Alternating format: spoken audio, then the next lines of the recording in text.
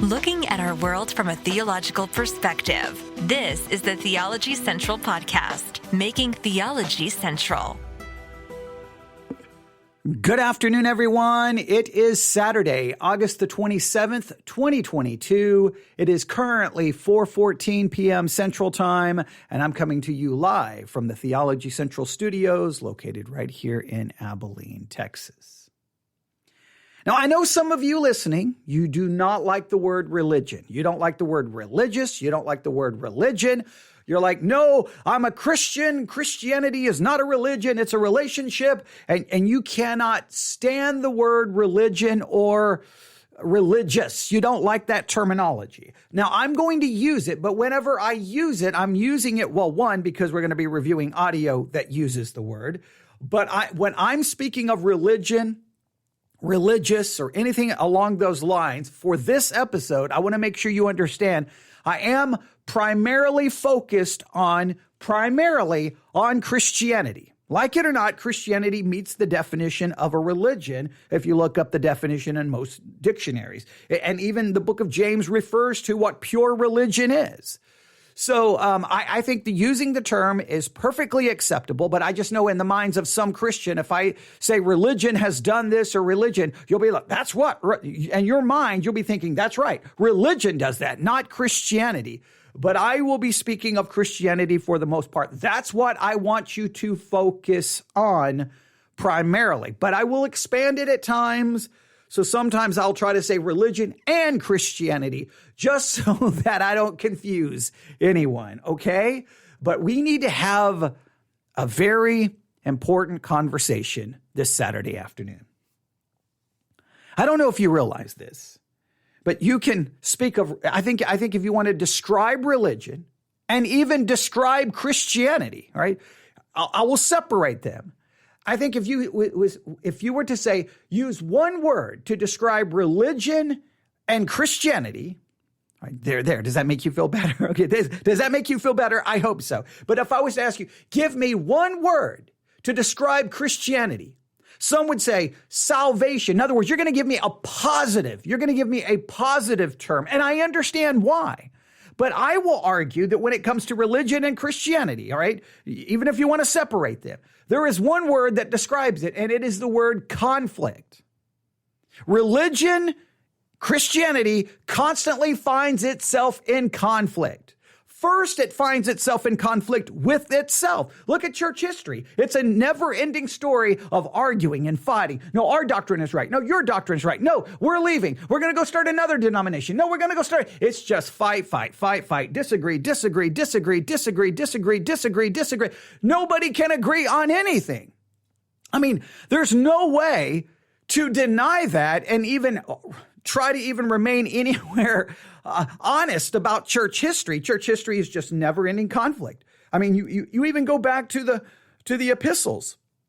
What there's churches fighting each other. There's schisms. There's division. They're fighting. They're arguing. It's just constant. That when it comes to religion, even Christianity, you can describe it with the word conflict. I mean, if you really want to be very, descriptive, never-ending conflict. It's not unity. It's not peace.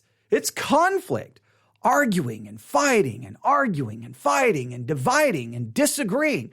It just never ends. And that's even within itself. Then you take Christianity or religion, and then you look at its ongoing conflict with those outside of religion, with the world's ideas, with the world's principles. It's always, no matter, it can be any religion. It finds itself in conflict within itself. Then it finds its conflict outside of itself with the world around it. Its ideals, its moralities, its principles, its purposes. So religion is a never-ending conflict within itself. It's a never-ending conflict with the world around itself. And oh, this is a big one. Listen to me carefully. Religion is a never-ending conflict with government. Or religion, Christianity, again, I'm using those separately. I know at some point you'll say, we get the idea, but someone won't get the idea, so I have to stress it. Christianity and religion, it can be described in one word: conflict. First, the conflict that occurs within itself. The followers of the religion, the so-called true believers who can't agree on anything, fight, argue.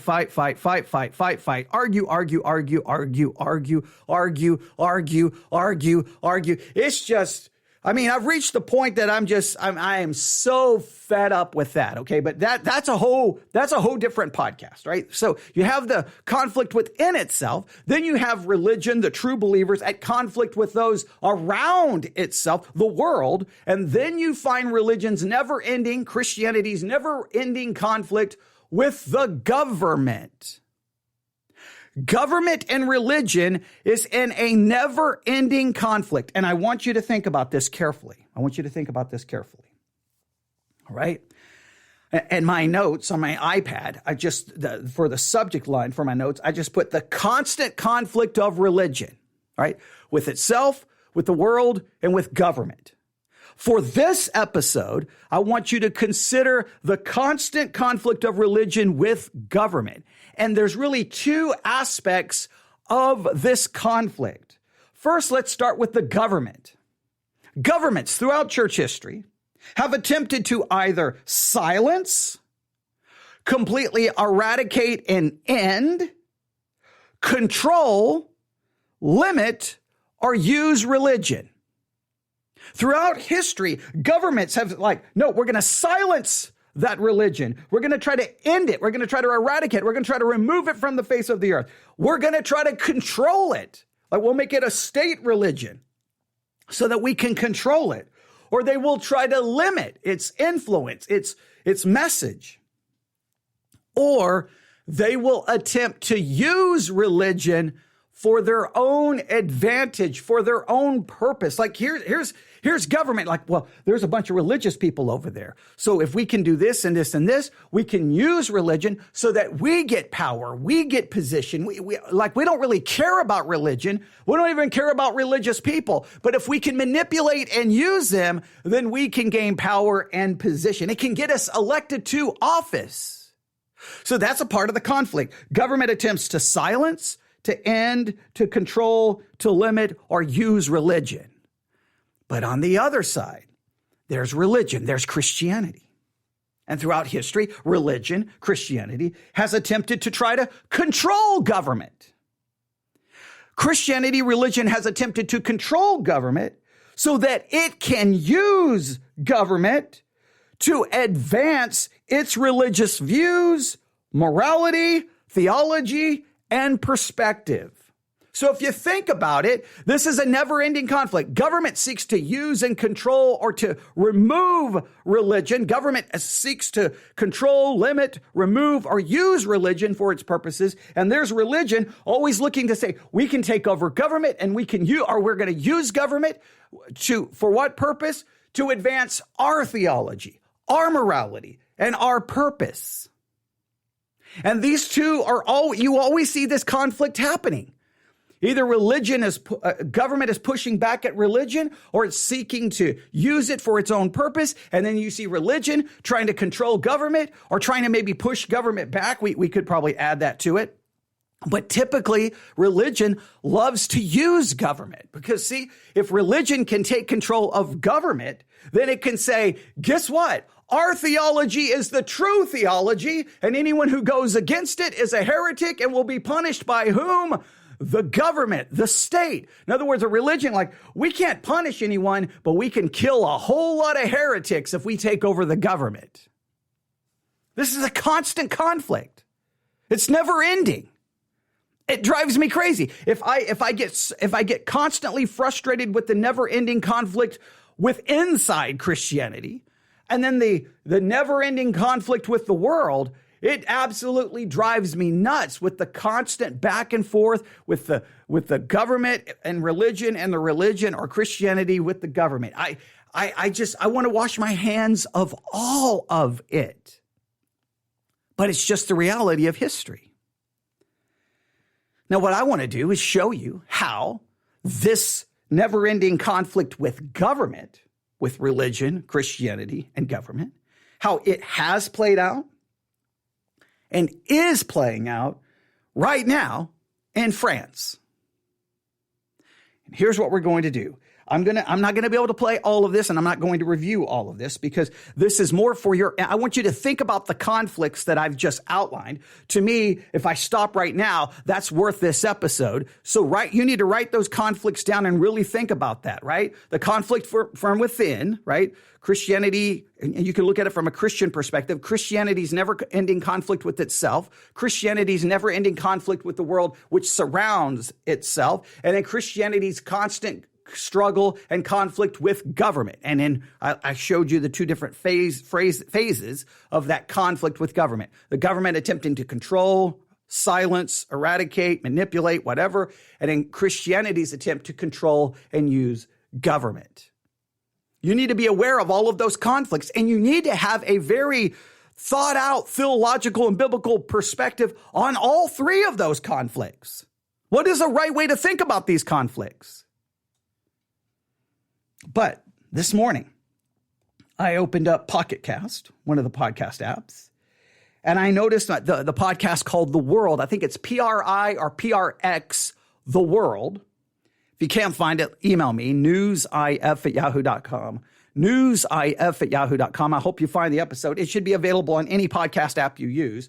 PRX or PRI, The World. Typically, they do like a Monday through Friday release, but they released one this weekend because it's a special focus. The focus of today's episode is all about religion and nationalism, but they call it the state of religion in France.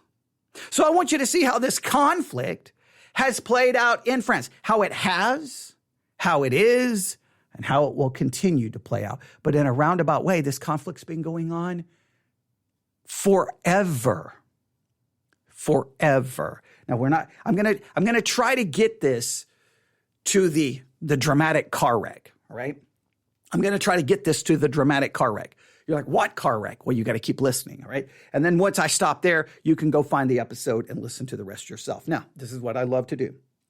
When I say, hey, here's this podcast, we're going to listen to a little bit, and I don't review the whole thing, what I'm trying to get you to do is for you to go listen to it and then contact me back going, wow, at the 15-minute mark or at the 25-minute mark, this was such a great statement, because then I may come back, then jump to that particular statement that you think was so powerful, and then may do an additional episode. But this is more to kind of just get you thinking about this conflict of religion, this conflict of Christianity, and then point you to this to supplement the discussion. Are you ready? Here we go. This aired, I guess the podcast episode dropped this morning. I don't know what time it dropped, but when I saw The World, I was like, wait, what's that? And I'm like, oh, it's a Saturday episode. Right? Typically, it's Monday through Friday. Maybe they do more on a Saturday, but if it is, I typically miss them. But here we go.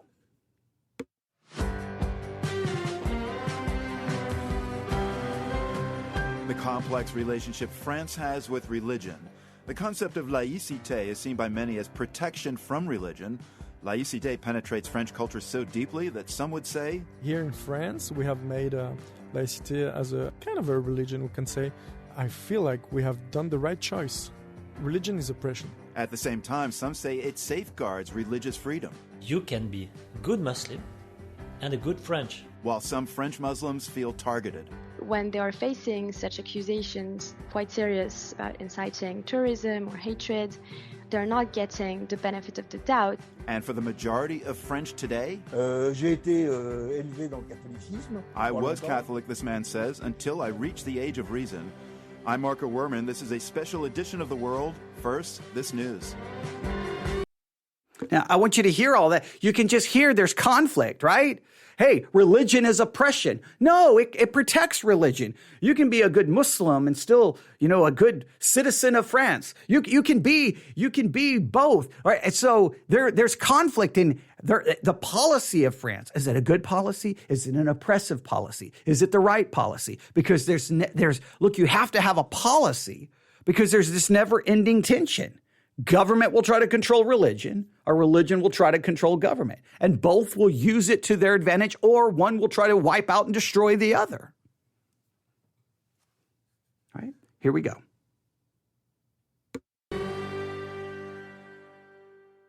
I'm Marco Werman, and this is Sacred Nation, a special edition of The World where the focus is all about religion and nationalism.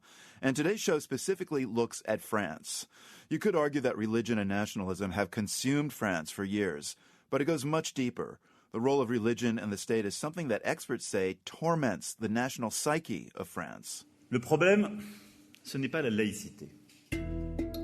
President Emmanuel Macron there in 2020, he's saying the problem is not laïcité, a word we'll come back to many times this hour.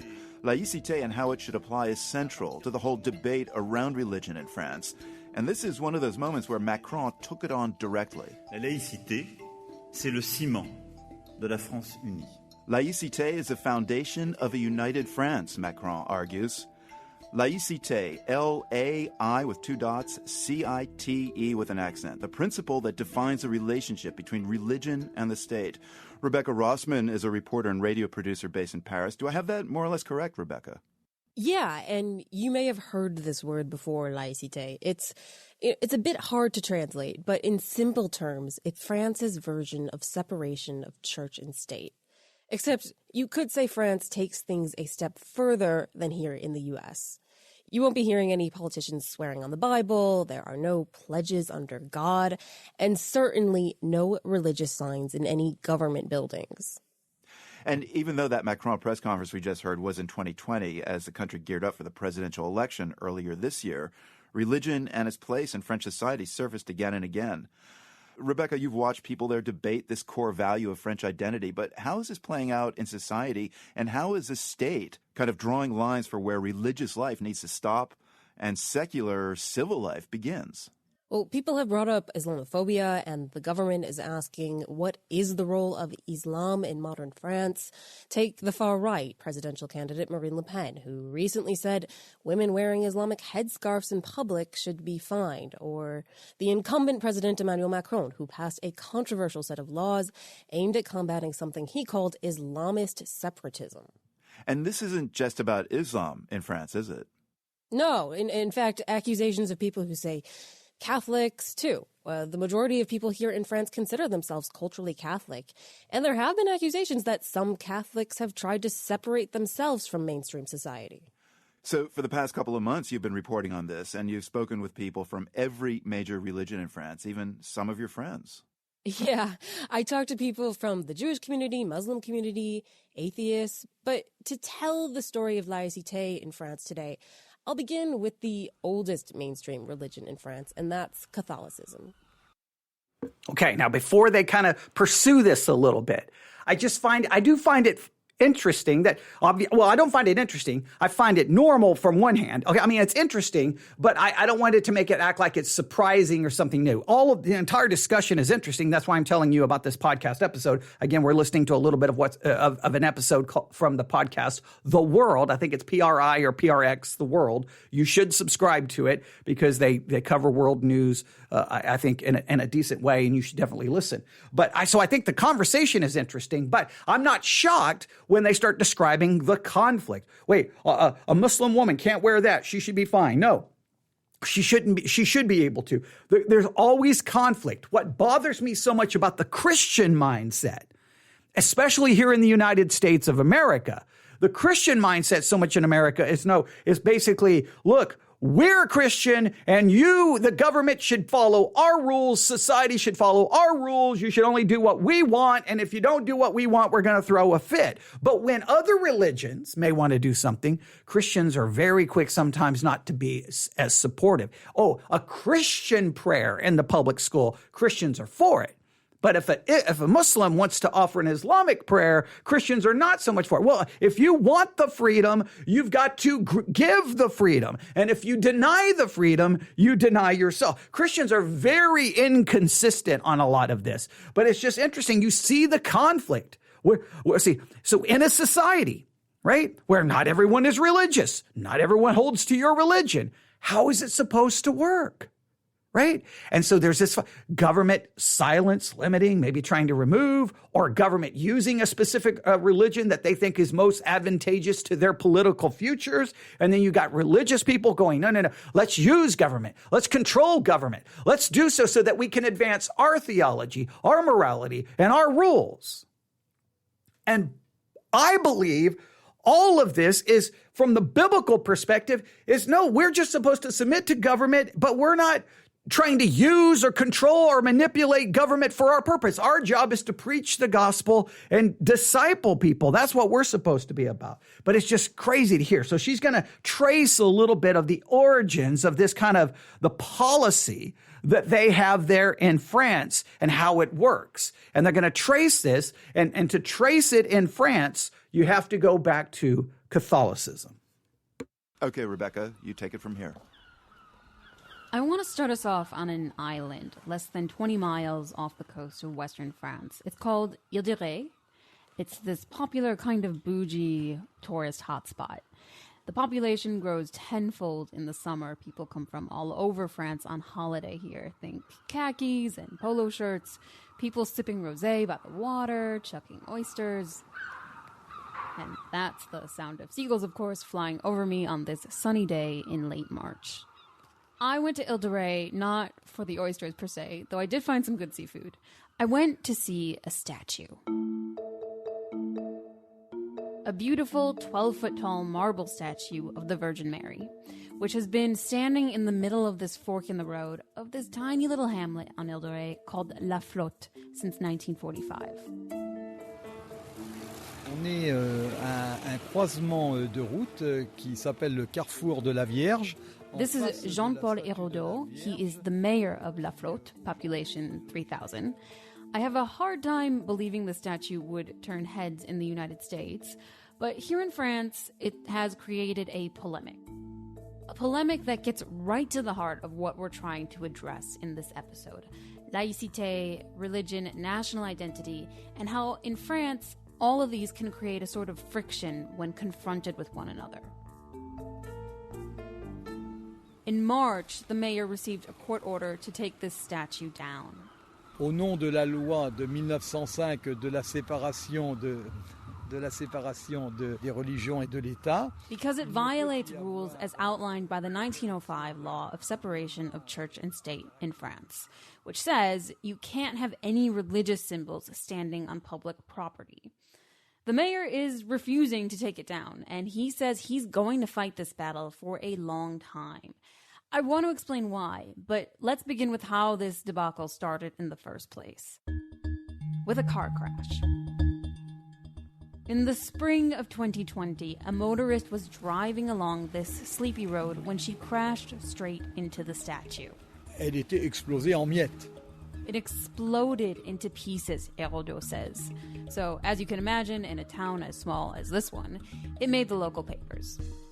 And in the local papers, there's a discussion about how the then mayor, Hérodeau's predecessor, was organizing to have the statue rebuilt. It was being paid with insurance money from the driver that crashed into the statue.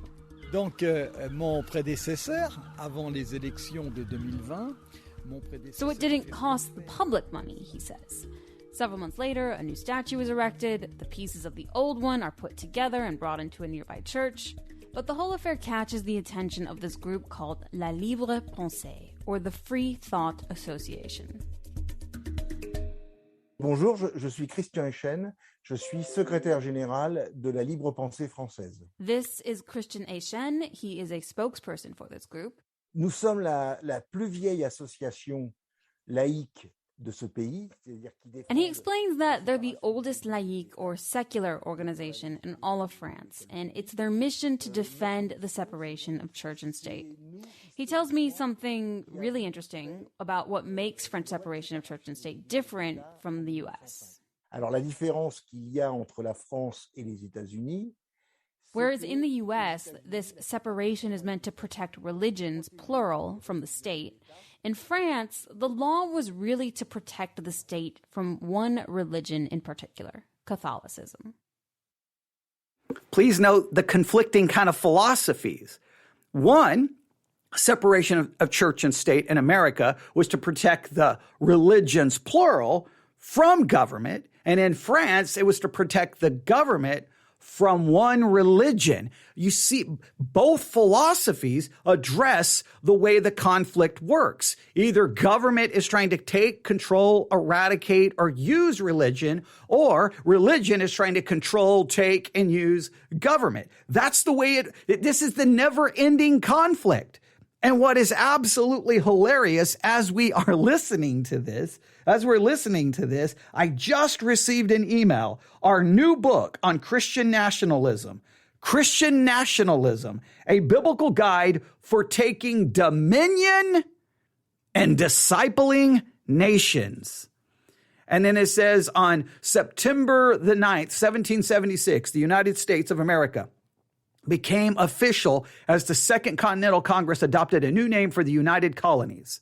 246 years later, on September the 9th, 2022, Gab, which is like a Twitter substitute alternative, will be releasing our first book titled Christian Nationalism, a biblical guide to taking dominion and discipling nations, where, among other things, we'll explore the true Christian founding of America that happened long before 1776.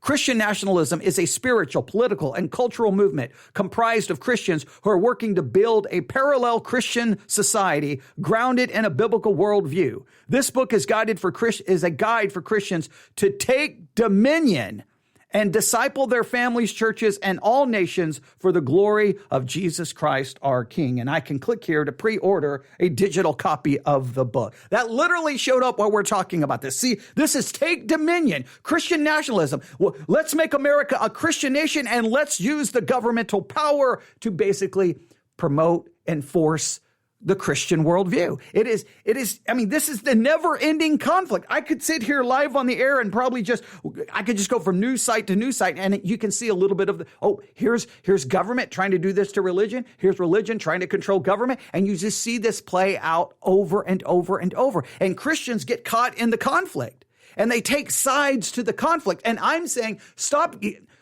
leave the conflict. That's not Christianity. Biblical Christianity, we are not involved in that conflict. We're fighting a spiritual war, and our job is, no, we don't need the government. We don't use the government. We just want the government to leave us alone as we preach and teach and focus on discipling. We don't need the government. We don't use the government.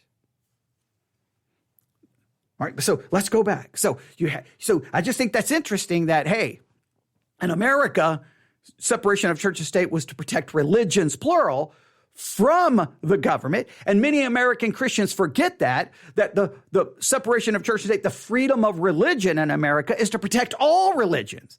But I remember after 9/11, how many Christians opposed, say, an Islamic mosque being built, I think in Tennessee. There was a big scandal like, no, how dare that be built? I'm like, wait, why? If a church can be built, so can an Islamic mosque be built? Like, how can you just all of a sudden say, nope, your religion's not allowed? If you take away their right, ultimately you'll take away your right. So all religions are supposed to be protected in America. Many Christians seem to forget this, all right? But in France, it's like, no, we had to protect the government from Catholicism. Why? I don't care if it's Catholicism. I don't care if it's evangelicalism. It will, if there's not some way to protect it, that religion will try to take, control, and use government for its own advancement. It is absolutely crazy. It's played out this way in 2,000 years of church history. Let's go just a little bit further. I should also add here that Etienne is fiercely atheist. J'ai été élevé dans le catholicisme pas longtemps. He says, I was raised Catholic until I reached the age of reason, and then I became free and atheist. So for him, having a statue of the Virgin Mary standing on this property is a crime. It's an attack on French separation of church and state. So the association takes the town to court, and the court takes their side. Now let's go back to the mayor, Jean-Paul Hérodeau. He's filed an appeal for both moral and legal reasons. Legally, he says, nuh-uh.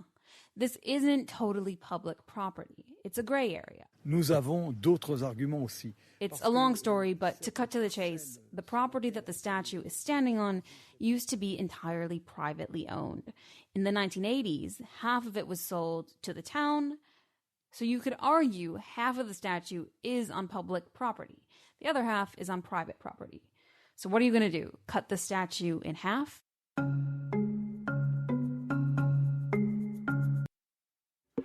You could just move it over. You could just move it over 2 feet. You could just move it over 3 feet to the private, right? I mean, literally it would be almost in the exact, I mean, why?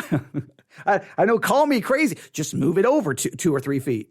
I mean, would it take that much to just move it over? Okay. Or just ask, is there a way to negotiate the sell of that one little spot over to the private, whoever owns the private part? I mean, you're talking like it would be less than an acre. I mean, if half of the statue, like we just need like half an acre of land. Like we just need we need less than a half an acre of land. Like you think that reasonable adults could find a way to do this, but this is the never ending conflict between government, religion, and religion and government, right? We'll just get just a couple of more seconds. But more importantly, here comes the moral argument. Je ne comprends pas très bien le problème. Herodotus says, I don't get what the organization is saying. No one in our town looks at this statue in any sort of religious sense. It's a monument, a memorial. She's part of our patrimony. Sure, she represents a religion, and there's symbolism there. Après, je crois qu'il faut faire preuve de connaissance de l'histoire. But historically, France is a Judeo-Christian country, he says. That's just part of our history. It's not traditionally a Buddhist or a Muslim country, so this statue is also a part of French history. Now, we'll stop right there. You need to go find that episode to hear how it all plays out. You need to, because you will hear this conflict. But what you're going to be tempted to do is take a side. You're going to take a side on either religious side or the government side. And I'm saying from a biblical perspective, I'm not taking either side. Y'all, you fight over that. You fight over, we need a cross on this land, or we need the 10 Commandments here.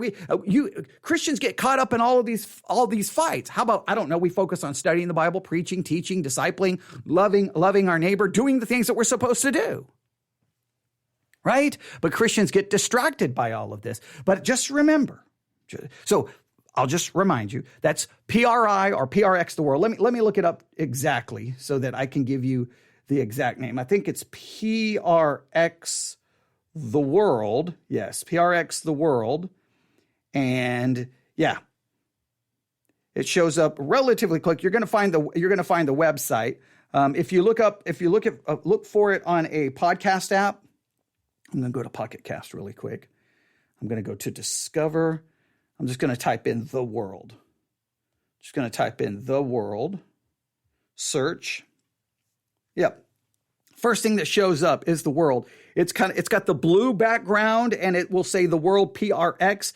There is another podcast called The World by the World, but it's the world PRX. That's the one you're looking for. You should be able to find it. I mean, you should already be able to subscribe to it. But that's a different story. That's a different story. So go subscribe to it. Listen to it. And you can delete it if you want after. But listen to the rest. There's 42 minutes left of this very interesting tale of France and religion and a statue and freedom, the separation of church and state versus the French idea versus the American idea. There's a lot there. But this is what I just want to remind you of. Christianity, religion, is always in conflict. In fact, the word to use to describe Christianity, religion, is conflict. The conflict is Christianity's conflict within itself, Christianity's conflict with the world around itself, and Christianity's conflict with the government. Now, we could talk about spiritual conflict. I won't add that right now, but these are the kind of the three realms of conflict. Within ourselves, fight, argue, can't get along, separate, new church. Okay, we get that idea. That's never going to stop, never going to. Yeah, all right. Then fighting with the world.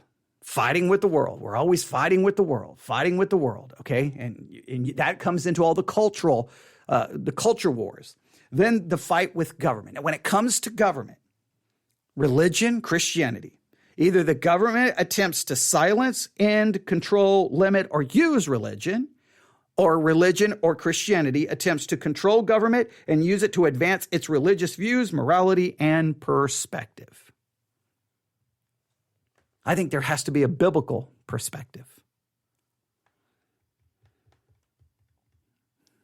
There you go. Let me know what you think. If you do listen to the rest of this episode of the World Podcast about religion in France, the state of religion in France, let me know what you think about it.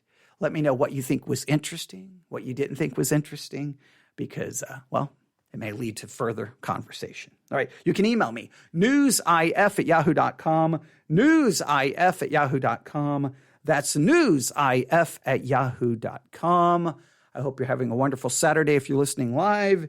And, have a great rest of the weekend. And I don't know what the plan is for the rest of the day and evening as far as broadcasting, but you never know when I'm going to turn the microphone on to talk about something else. So have the Church One app with all of your notifications turned on, and you'll know the second I go live. All right, thanks for listening. Everyone have a great day. God bless.